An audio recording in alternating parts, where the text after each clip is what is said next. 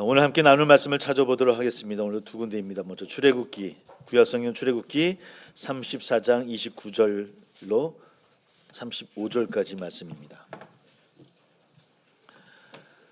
출애굽기 34장 우리 29절부터 35절까지 말씀, 구약성경 136쪽이 되겠습니다. 출애굽기 34장 29절부터 35절까지 말씀, 같이 함께 봉독합니다. 시작. 모세가 그 증거의 두 판을 모세의 손에 들고 시내산에서 내려오니 그 산에서 내려올 때 모세는 자기가 여호와와 말하였으므로 말미암아 얼굴 피부에 광채가 나나 깨닫지 못하였더라. 아론과 온 이스라엘 자손이 모세를 볼 때에 모세의 얼굴 피부에 광채가 남을 보고 그에게 가까이 하기를 두려워하더니 모세가 그들을 부르매 아론과 회중의 모든 어른이 모세에게로 오고 모세가 그들과 말하니 그 후에야 온 이스라엘 자손이 가까이 오는지라. 모세가 여호와께서 시내산에서 자기에게 이르신 말씀을 다 그들에게 명령하고 모세가 그들에게 말하기를 마치고 수건으로 자기 얼굴을 가렸더라. 그러나 모세가 여호와 앞에 들어가서 함께 말할 때에는 나오기까지 수건을 벗고 있다가 나와서는 명령하신 일을 이스라엘 자손에게 전하며 이스라엘 자손이 모세 얼굴의 광채를 보므로 모세가 여호와께 말하러 들어가기까지 다시 수건으로 자기 얼굴을 가렸더라. 아멘. 우리 한 군데 더 찾아봅니다. 우리 누가복음입니다. 누가복음 9장 28절부터 36절까지 말씀입니다. 누가복음 9장 28절부터 36절까지 말씀, 신약성경 107쪽이 되겠습니다.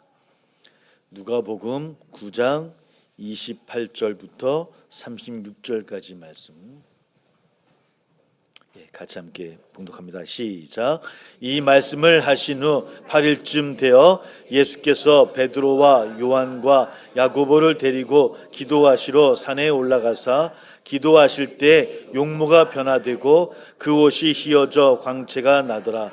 문득 두 사람이 예수와 함께 말하니 이는 모세와 엘리야라.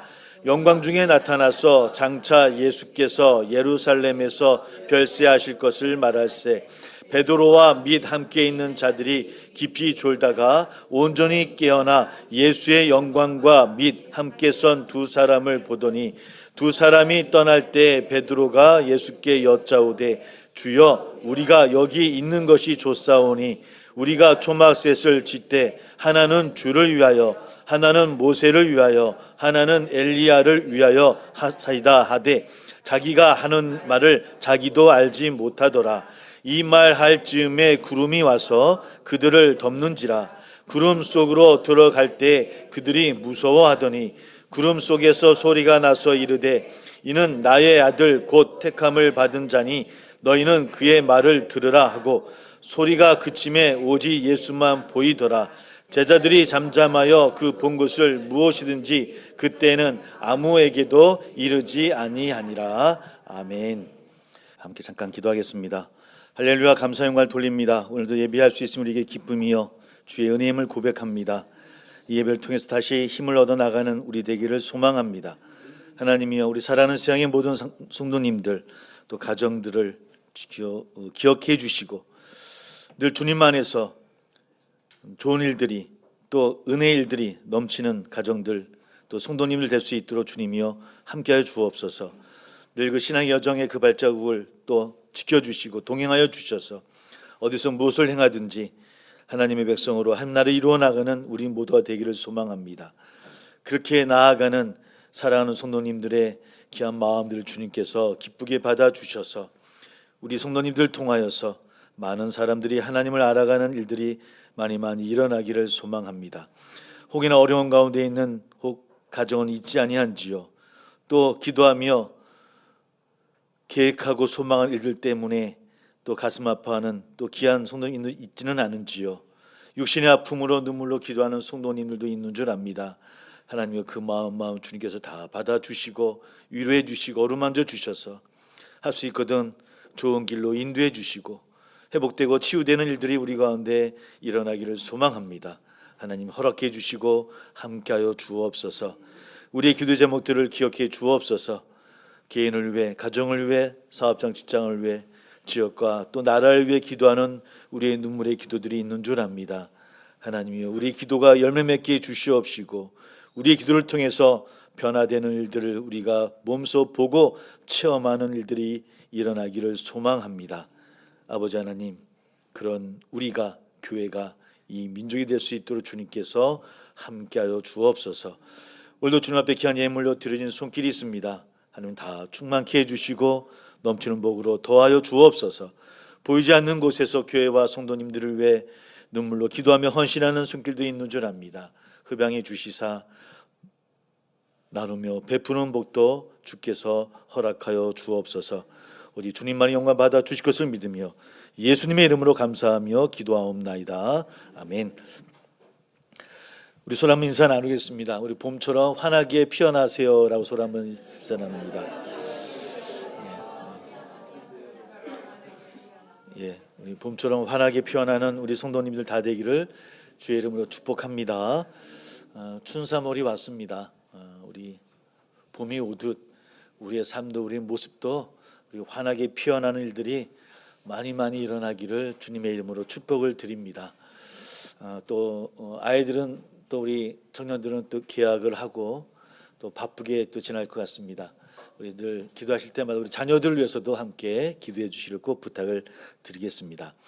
오늘은 주연후 마지막 주일이기도 하고 또 산상 변화 주일, 산상 변모 주일 이렇게 이야기하기도 합니다. 왜냐하면 오늘 말씀이 오늘 읽었던 말씀의 중심입니다. 구약의 말씀 출애굽기 34장은 시내산에서 모세의 이야기고요. 또 복음서 함께 나눴던 누가복음 9장의 말씀은 변화산 사건으로 알려진 그런 말씀을 우리 함께 살펴보았습니다. 또 읽지 않았던 말씀도 많이 있고요. 모두가 산이라고 하는 또 어떤 지형에 대해서 함께 나누고 있는 말씀이기도 합니다. 모세의 이야기를 함께 읽어보았습니다. 힘들게 산에 올라오신 분들은 아마 알 수 있을 것 같아요. 저도 산을 굉장히 좋아했습니다. 지금은 몸이 무거워 안 가게 되어지는데 제가 청년 때도 아마 지리산도 한 9번 정도 제가 한번 종주를 했던 기억이 납니다. 몇 번은 친구들과 한 5번은 혼자서 이렇게 지리산을 종주를 했습니다. 산에 올라가서 아래를 바라보는 거 참 좋고 또 구름이 쌓이는 것도 좀 좋고 산에 있으면은 마음이 참 편하고 좋더라고요. 세상에 다 내가 가진 것 같기도 하고 뭔가 이룰 것 같기도 하고 그럼에도 불구하고 산에 오래 있을 수는 없지 않습니까? 그죠? 내려올 수밖에 없는 것이 그런 모습이기도 합니다. 아마 이 거제 하시는 분들 아마 낚시하시는 분들도 계실 것 같습니다. 낚시를 하시는 분들이 아마 느낄 것 같아요. 이렇게 찌를 들이고 나면은 아무 생각도 안 나신다고 그러시더라고요. 그런 걱정도 근심도 좀 잊을 수 있다라고. 찌만 바라보고 바다를 바라보면 마음이 편안해진다라고 하는 거 저도 경험했던 적이 있습니다. 하지만 그렇다고 계속 바다만 바라보고 있을 수 있나요? 다시 나와서 땅을 밟아야 되겠죠. 다시 걸어 나가야 되는 삶. 잠깐의 것은 참 좋고 마음도 편안해지고 뭔가 다 가진 것 같은 마음이 생길지 모르지만 그러나 그 산 위에서 오래 머물 수는 없는 것이 우리의 모습이기도 합니다. 내려와야죠. 내려 살아가야 됩니다. 오늘 읽었던 이 출애굽기 말씀도 또 누가복음의 말씀도 바로 산 이야기긴 하지만 내려와야 되는 것을 우리에게 요구하는 말씀이기도 합니다. 출애굽기 34장의 말씀을 보니까 새롭게 체결된 두 번째 십계명이 새겨진 증거판을 들고 모세가 산 위에서 내려오는 장면입니다. 근데 산 아래에서 눈이 빠지게 기다리던 백성들이 오히려 모세를 바라보고 두려움에 사로잡히게 되어집니다. 왜냐하면 모세의 얼굴이 빛나고 있었기 때문입니다. 영광으로 가득한 하나님을 뵌 것만으로도 아마 사람들은 그 하나님을 만난 사람을 만나는 것 자체만으로도 두렵고 경외감을 주기에 아마 충분했던 것 같습니다. 그 모세의 얼굴이 아마 그렇게 빛나고 있었던 것 같아요. 그 모습에 감당하기 어려웠던지 33절을 보니까 자신의 얼굴을 모세가 수건으로 직접 가렸다라고 마지막 말씀이 기록하고 있죠. 여기서 저는 모세의 겸손한 모습을 찾아봅니다. 참된 지도자들은 이런 모습을 가져야 되겠다. 자신이 드러나지만 자신을 내려놓을 수 있는 그런 모습이 참된 지도자 모세의 모습이었구나. 사람이 보통 그렇지 않겠습니까? 내가 뭔가 누군가 우러러보게 되어지고 또 영광의 빛을 보게 되어진다고 한다면 뭔가 어깨가 으쓱하게 되어지고 내세우고 싶고 더 드러내고 싶고 더 올라가고 싶은 것이 우리의 모습 아닙니까? 또 그런 모습에 누군가가 막 경외함으로 누군가가 막 올려준다고 한다면 으쓱해지는 것이 우리 사람 내면의 모습이죠. 모세도 충분히 그럴 수 있었을 것 같은데 모세는 그렇지 않습니다. 자신이 스스로 수건으로 얼굴을 가렸다라고 성경은 기록합니다. 물론 고린도전서를 보니까 바울은 좀 다른 의미로 이야기를 합니다. 고린도전서에서 바울은 뭐라 이야기하면 아마 모세가 조금씩 빛난 얼굴, 카리스마라 그럴까요? 카리스마가 조금씩 사라지는 것이 두려워서 모세는 스스로 얼굴을 가렸다라고 좀 새롭게 바울은 해석했더라고요. 저는 거기 좀 딴지를 걸고 싶습니다. 저는 그런 마음보다는 모세가 겸손한 마음이 아니었을까 이런 생각을 해보게 되었죠. 어쨌든 모든 변화의 시작은 산 위에서부터 시작됐던 것이고요. 하지만 이제 모세도 산 아래에 내려오는 모습으로 또 백성들과 함께 해야 되는 모습으로 우리에게 보여주고 있습니다.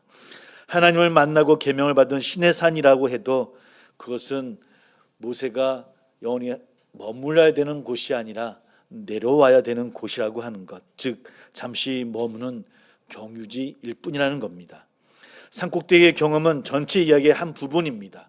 올라갔으므로 내려와야 된다는 것이죠.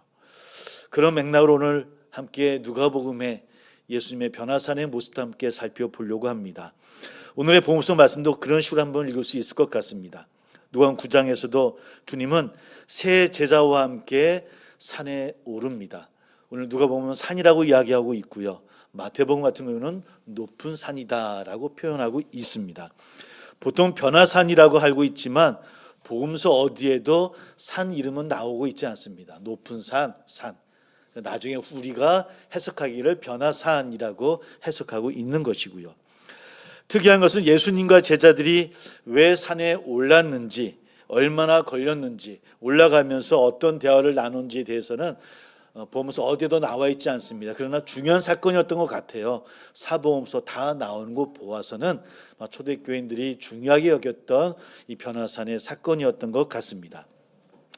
그리고는 대뜸 산 전상에 오르자 예수님께서 그들 앞에서 변형되었다라고 성경은 기록하고 있습니다. 오늘 29절 보니까 기도하실 때 용모가 변화되고 그 옷이 이어져 광채가 나더라라고 기록하고 있어요. 마태복음에서는 이 모습을 변화라는 단어를 쓰지 않고 변형이라는 단어를 사용하고 있더라고요. 변형이라는 말을 한번 찾아보니까 이런 뜻을 갖고 있습니다. 맑아진다, 투명해진다. 그러니까 예수님께서 변형되어졌는데 그 의미가 맑아졌다, 투명해졌다라는 표현으로 쓸 수밖에 없었던 것 같습니다. 아마 예수님의 얼굴이 어떻게 변화되는지 모르겠지만 인간으로서 표현할 수 있는 말이 이런 단어밖에 없었던 것 같아요. 그렇게 신비롭고 또 그렇게 이해할 수 없는 그런 광경이 그들 앞에 펼쳐지게 되어집니다. 그리고 30절에 보니까 이렇게 눈이 부시게 된 모습으로도 충분하지 않았는지 예수님 곁에 누가요? 모세와 엘리야가 등장하고 있습니다. 모세와 엘리야는 이스라엘 백성들이 가장 존경하는 선지자들입니다. 그 내용이 31절의 말씀입니다. 한번 읽어보겠습니다. 제가 영광 중에 나타나사 장차 예수께서 예루살렘에 별세하실 것을 말했다. 누가요? 엘리야와 모세와 함께 그런 이야기를 나누었다라고 이야기를 합니다. 모세는 율법의 수요자이고 엘리야는 선지자의 선지자입니다. 이스라엘 백성의 상징적인 그런 인물입니다. 그러니 그런 모습을 본 베드로가 흥분했던 겁니다. 그렇지 않겠습니까? 내가 따르는 스승이 갑자기 변화산에 올라왔는데 변화가 되어지고 광채가 일어나고 그리고 모세와 엘리야와 대화를 나누는 것을 보게 되어지니 아직 마음속에 의심이 많았던 제자 베드로가 막 흥분합니다. 물론 이 말씀 전에 베드로의 고백이 있습니다. 주님이 누구이신가를 고백했던 베드로이긴 하지만 그러나 그러함에도 불구하고 그 마음속에 의심이 있었는데 그러나 그런 모습을 보게 되어지니 막 흥분되어지고 그리고 뻔한 말을 불쑥 내뱉습니다. 뭐라고요? 여기에 있는 것이 너무 좋습니다. 여기 있는 것이 너무 좋습니다라는 베드로의 고백입니다. 그리고 사족을 덧붙입니다. 여기가 참 좋으니 예수님 거도 하나 짓고 모세와 엘리야 거도 하나씩 초막셋을 지어서 여기서 그냥 머물러 있었으면 좋겠습니다라고 하는 것이 베드로의 마음이었다는 겁니다. 얼마나 좋았으면 그냥 이곳에 머물렀으면 좋겠다라고 예수님 거 하나 짓고요, 엘리야 거도 짓고요, 모세 거도 짓고 우리 이곳에 계속 있으면 어떻겠습니까? 라고 베드로가 이야기합니다. 이렇게 말하는 것만 보아도 산 위의 그 체험이 얼마나 감동적이었고 얼마나 신비했는지를 가늠할 수가 있을 것 같습니다. 그런데 그런 베드로의 고백도 잠시 변함과 분위기가 바뀝니다. 34절 이하를 보면 베드로의 말이 끝나자마자 빛나는 구름이 이곳을 덮고 소리가 들리기 시작합니다. 그러자 제자들이 두려움에 떱니다. 다른 몸새는 엎드려 두움에 떨었다고 표현합니다. 아마 이 두려움은 순전한 공포일 수도 있겠지만 나름대로 해석해 본다고 한다면 아마 하나님을 향하는 경외감으로 인한 두려움이 아니었을까라고 우리가 짐작해 볼 수 있을 것 같습니다. 여하튼 분명한 것은 산 위에서 제자들이 신비한 체험을 하고 있습니다. 너무나 놀라운 일들입니다. 오늘의 복음서 말씀은 그렇게 산을 신비하고 거룩한 일이 일어나는 그런 산 위의 모습으로 묘사하고 있습니다. 오늘 변화산의 모습 속에서는 물론 산이라고 해서 복음서가 다 신비하고 하나님이 사건이 일어나는 것으로만 묘사되고 있지는 않습니다. 예수님께서 시험 당했던 곳도 산이었거든요. 광야지만 산이었거든요. 그러다 보니까 산이라고 해서 꼭 하나님 역사 일어나는 곳은 아니라 그것이 사단의 시험을 당할 수 있는 그런 장소이기도 합니다. 거룩해 보이는 것이지만 그러나 그것이 곧 거룩이 아닐 수도 있다라고 하는 것을 성경은 우리에게 이야기하고 있다라고 하는 겁니다. 그러므로 우리 또한 섣불리 눈에 보이는 것으로 그것이 옳다 그르다라고 우리가 쉽게 판단해서는 안 된다는 거죠. 저것이 거룩해 보여, 좋아 보여라고 해서 하나님의 뜻이야 라고 말하는 것도 조심해야 된다는 의미일 겁니다. 더 기도하고 묵상하며 말씀 앞에 함께 나눔이 있어야 될 것 같아요. 사실 그렇게 우리는 솔직한 얘기로 지금 혼동스러운 그런 세상 가운데 살아가고 있어요. 진짜 무엇이 옳고 그른지 우리의 기준이 불확실한 세상 가운데 있지 않습니까? 특별히 우리 한국의 현실이 그러합니다. 다들 옳다고 주장하고 있는데 정말 무엇이 옳은지 여러분 정말 자신 있게 우리가 얘기할 수 있을까? 참 어려운 세상 가운데 있어요. 눈에 보이는 것, 들리는 것만으로 옳다라고 우리가 어떻게 이야기할 수 있을까? 그럼 우리가 조심스럽게 나가야 될 것 같습니다. 우리 한번 누가복음 9장 35절 말씀을 함께 읽어봤으면 좋겠습니다. 35절 말씀 같이 한번 읽어볼게요. 시작. 구름 속에서 소리가 나서 이르되 이는 나의 아들 곧 택함을 받은 자니 너희는 그의 말을 들으라 하고, 또 이어지는 36절 말씀 보니까 소리가 그치면 오직 예수님만 보이더라. 제자들이 잠잠하여 그 본 것을 무엇이든지 그때에는 아무에게도 이르지 아니하더라라고 또 말씀이 이어집니다. 지금 제자들이 지금 눈앞에 펼쳐지는 일들을 바라보면서도 현실이 혼란스럽고 두려울 수밖에 없는 현실입니다. 마태복음에서는 이 부분을 이렇게 표현합니다. 주님이 그 제자들에게 손을 대시고 일어나라 그리고 두려워하지 말라는 말씀을 더 붙였어요. 그러니까 지금 두려움에 엎드려서 떨고 있는 제자들을 향해서 주님이 뭐라 말씀하시냐면 일어나라, 두려워하지 말라라고 하고 오늘 누가복음 읽었던 말씀이 더 붙여져 있습니다. 그리고 나서 이상한 일이 하나 생깁니다. 마태복음이나 누가복음이나 똑같이 같은 고백을 하고 있는데 뭐라고 이야기합니까? 예수님만 보였더라. 예수님만 보였더라. 베드로가 놀라운 광경을 보고 초막셋을 짓고 살지어라고 했던 그런 이야기들, 그러나 금방 구름이 덮이고 두려움 가운데 떨었던 그들이었어요. 그러나 주님께서 그들을 일으켜 세우시면서 두려워하지 말라라고, 일어나라라고 이야기했던 그들, 그러고 나서 그들에게 일어난 일이 뭐냐면 오직 누구만 보였더라고요? 예수님만 보였더라. 모세와 엘리야도 사라졌습니다. 예수님의 모습이 여전히 빛나는지 아닌지, 그 광채가 일어나는지 아닌지는 성경에 기록되어 있지 않지만, 그러나 그 제자들의 눈에는 오직 예수님만 보이더라라고 하는 것이 사복음서 똑같은 기록입니다. 이 구절을 통해서 우리가 한번 고백해 볼 수 있는 것은, 우리 또한 혼돈 속에 던져진 우리의 삶 가운데 우리가 바라봐야 할 지향점이 어디인지를 우리에게 말씀하고 있는 것 같아요. 정작 우리는 어디를 바라봐야 됩니까? 하나님을 믿는 하나님의 백성이라고 이야기하는 우리 그리스도인들은 이 혼란스러운 상황 가운데서 어디를 바라봐야 될까요? 우리 또한 이리저리 흔들리지 않습니까? 혹 돈이나 명예나 권력이나 신비로움에, 혹 우리가 그것을 지향점인 것처럼 그것만을 바라보고 있는 것은 아닌가? 오늘 성경 우리에게 우리가 바라봐야 될 것, 즉 우리를 결국은 우리를 일으켜 세우실 분은 오직 예수 그리스도뿐이라고 하는 것을 우리에게 말씀하고 있는 것을 깨닫기를 주의 이름으로 소망합니다. 그것이 오늘 변화산에서 일어났던 모습입니다. 그리고 마지막 구절에 제자들이 잠잠하여 그 본 것을 무엇이든지 그때는 아무에게도 이르지 아니하였다라고 성경은 고백하고 있습니다. 근데 마태복음에서 조금 다르게 표현하고 있었던 것 같아요. 마태복음 10장 9절을 보니까 그들이 산에서 내려올 때 예수께서 명하여 이르시되 인자가 죽은 자 가운데서 살아나기 전에는 본 것을 아무에게도 이르지 말라라고 표현하고 있습니다. 그러니까 산에서 내려올 때 이 말씀을 한 것으로 기록하고 있고요. 누가복음에서는 이 말씀을 하신 다음에 산에서 내려온 것으로 기록하고 있습니다. 여하튼 그 일이 있은 후 산에서 내려갔다라고 매우 담담하게 성경은 기록합니다. 오늘 읽지 않았지만 37절을 보니까 누가복음 9장 이튿날 산에서 내려오시니라고 표현하고 있어요. 그냥 덤덤하게 산에서 내려왔다라고 하는 겁니다. 예수님과 그의 세 제자가 산에서 내려와서 다음 목적지로 향합니다.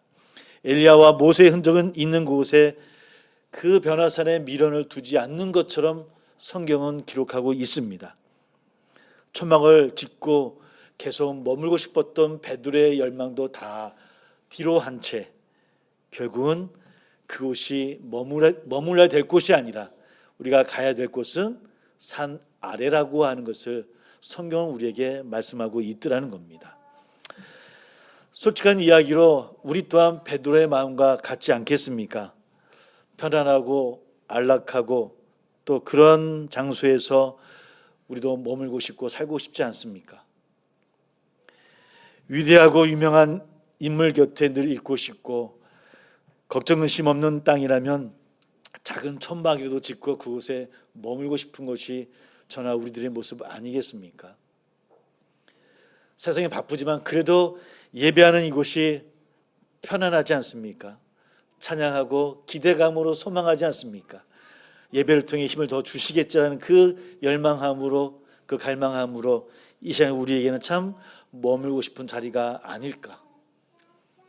사랑하는 성도 여러분, 이 자리가 머물고 싶은 자리이죠? 네. 빨리 끝나고 가고 싶습니까? 아니면 네. 그런데도 불구하고 성경 우리에게 이야기합니다. 올라가면 내려와야 된다라고 성경은 기록합니다. 반드시 내려와야 됩니다. 산꼭대기의 경험은 이야기 전체에서 한 부분입니다. 우리가 신앙생활 해나가면서도 마찬가지입니다. 우리가 뭔가 신비로운 것이 일어날 것 같고 하나님의 능력이 일어나고 기적의 삶을 살아가는 것, 그것이 참 좋고 늘 머물고 있고 싶고 또 그 체험 가운데 늘 살아가고 싶어요. 확실한 체험 가운데서 늘 능력을 입으며 그러한 능력 가운데 살아가고 싶어하는 것이 저나 우리들의 모습입니다. 그러나 우리의 삶이 신앙이 그렇게 확실하고 분명하던가요? 매일 그런 능력과 체험과 그러한 신비로운 하나님의 능력 가운데 우리가 머물고 있던가요? 그러길 바랍니다. 그러길 바랍니다. 그러나 사실 그러질 못하지요. 모든 산꼭대기 경험은 반드시 평범한 일상들, 그리고 여전히 중요하지만 화려한 조명과 특별한 소리가 포함되어지지 않는 늘 평범한 순간으로 돌아가야 된다라고 하는 것, 그리고 그곳이 예배의 자리가 되어져야 되고 하나님도 함께하는 자리라고 하는 것을 잊지 말라라고 말씀하고 있더라는 겁니다. 실제로 복음성 말씀들은 이 산 위의 신비한 사건을 산 아래로 이어갑니다. 덤덤하게. 산에서 내려온 예수님과 제자들은 원래 그랬던 대로 사람들 속으로 함께 머물고 계시고요. 거기서 귀신 들린 아이를 낫게 하는 이야기가 이어져 나갑니다. 이렇듯 하나님의 일은 언제나 위에서 아래로, 산 위에서 산 아래로, 사람들 속으로, 범람한 곳에서 일상으로, 놀라운 곳에서 평범한 곳으로 스며드는 것처럼 우리에게 보여주고 기록하고 있더라는 겁니다. 그곳에서 치유와 회복의 역사가 일어납니다. 우리의 하나님의 능력은 이 예배당 안에서 펼쳐지는 것이 아니라 우리의 삶 속에서 일어나야 된다는 겁니다. 말씀의 능력은 이곳에서가 아니라 여러분들의 가정에서, 직장에서, 여러분들의 만남 속에서, 이 세상 가운데서 일어나야 된다고 하는 겁니다. 예배가 끝나면 우리는 다시 일상으로, 삶의 터전으로 나아갑니다. 그래서 어떤 교단은요, 예배 가운데 맨 마지막 성령을 부르면서 어떻게 행하냐면, 어디를 바라보냐면 들어왔던 문을 바라보면서 성령을 찬양하는 교회도 있어요. 우리가 곧 저곳으로 나아갑니다. 우리와 함께 하소서라는 열망으로 뒤돌아서서 우리는 엽히게 되네요. 그죠? 문을 바라보고 성령을 하는 교회도 있다고 합니다. 이러한 모습이 오늘 우리에게 들려주는 이야기입니다. 오늘 설교가 여기까지 끝나면 좋겠지만 우리 36절 말씀을 좀 더 풀어보았으면 좋겠습니다. 36절 한번 다시 한번 읽어볼게요. 소리가 그치며 오직 예수만 보이더라. 제자들이 잠잠하여 그 본 것을 무엇이든지 그때는 아무에게도 이르지 아니하니라 라는 말씀이 있었습니다. 좀 마지막 구절이 좀 의아합니다. 그죠? 예수의 말씀이 너무 갑작스럽기 때문이기도 합니다. 놀라운 일들 가운데 주의 요구사항입니다. 마태복음은 이렇게 기록합니다. 인자가 죽은 자 가운데서 살아나기 전에는 본 것을 아무에게도 이르지 말라. 즉 이 변화산의 사건과 예수님의 죽음이 어떤 연결점에 있다라고 하는 것을 우리에게 말씀하고 있는 거예요. 마태복음 기자는 이 구절로 우리를 단박에 십자가의 사건으로 우리를 초대하고 있습니다. 그저 변화산의 놀라운 하나님의 그 광채와 변화된 모습으로 흥분했던 우리의 감정을 좀 다스리시면서 우리를 어디로 향하게 한다고요? 십자가의 사건으로 우리를 내려오게 하고 있더라는 겁니다. 즉 우리의 늘 삶의 모습들이 늘 우리가 소망하고 간구하며 하는 능력을 늘 우리가 열망하고 기도하지만 우리가 나아갈 길은 어떠한 길이다? 십자가와 함께 나아가는 길임을 잊지 말라라고 이야기합니다.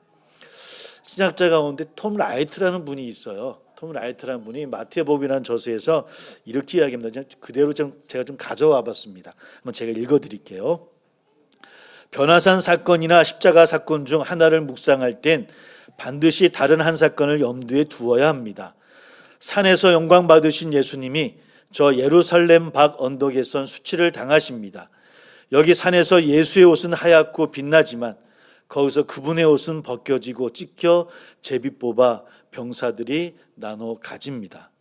이 산에서 예수의 양옆에 율법과 예언을 대표하는 이스라엘의 가장 위대한 영웅 모세와 엘리야가 있지만 저기 언덕 예수의 양옆에 이스라엘이 얼마나 하나님께 반항했는지 보여주는 두 명의 강도가 곁에 있습니다. 여기 산에선 밝고 신비로운 구름이 현장을 드리우지만 거기선 땅에 어둠이 가득합니다. 여기서 베드로는 이 모든 것이 참으로 아름답고 놀랍다라고 엉겁결에 고백하지만 거기선 예수님을 모른다고 부인하곤 수치심에 숨어 버립니다. 여기 높은 산에선 하나님이 직접 이는 내 사랑하는 아들이라고 말씀하지만 저기 십자가 언덕에선 이방인 병사가 이 사람은 정말로 하나님 아들이었다라고 놀라며 말합니다. 그것이 변화산의 사건과 십자가 위에 예수님을 비유하며 이야기하는 내용입니다. 산 위에서 신비롭게 변화하는 예수님과 십자가에 달리신 예수님, 오늘 사순절을 앞두고 왜 변화산의 이야기가 이곳에 배치가 되어졌고 왜 교회록을 우리가 함께 읽고 있는가? 우리는 과연 어떤 예수님을 지향하며 나가고 있는가를 묻고 있습니다. 혹 예수 잘 믿으면 복 받을 거라고 하는 그런 기복신앙에 빠져있는 우리의 신앙은 아닌가? 아니면 우리를 위해 이 땅에 오신 그 피 흘리심의 예수님의 그 신실하신 그 순종함이 오늘 우리에게 어떻게 질문되어지고 그 믿음과 구원의 기쁨을 통해서 우리는 어떤 삶으로 나갈 것인가를 고백하며 기도하고 있는가? 신앙의 소망은 천국을 향하는 열매이기는 분명하지만 이 땅에서 우리는 어떤 걸음으로 나가야 될 것인가? 물론 그 길을 걷지 못한다 할지라도 우리의 구원은 흔들리지 않겠지만 그러나 주님 우리에게 뭘 요구하시고 우리는 어떻게 살아가야 될까? 우리는 어떻게 우리 삶 속에서 하나님의 공의와 의를 이루며 이 땅에서 사람들에게 십자가의 삶을 살 것인가?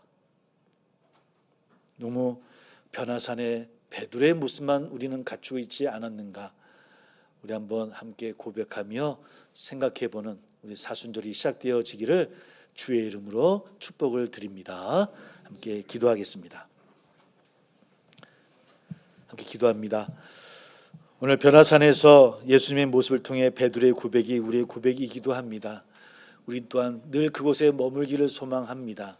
그러나 오늘 말씀은 그 산 위에서 산 아래로 향해야 된다라고 이야기합니다.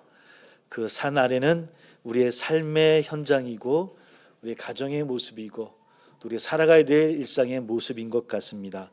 우리 그곳에서 하나님과 동행하며 우리의 삶이 되기를 소망한다라고 함께 기도하며 성찬을 준비하도록 하겠습니다. 함께 기도합니다.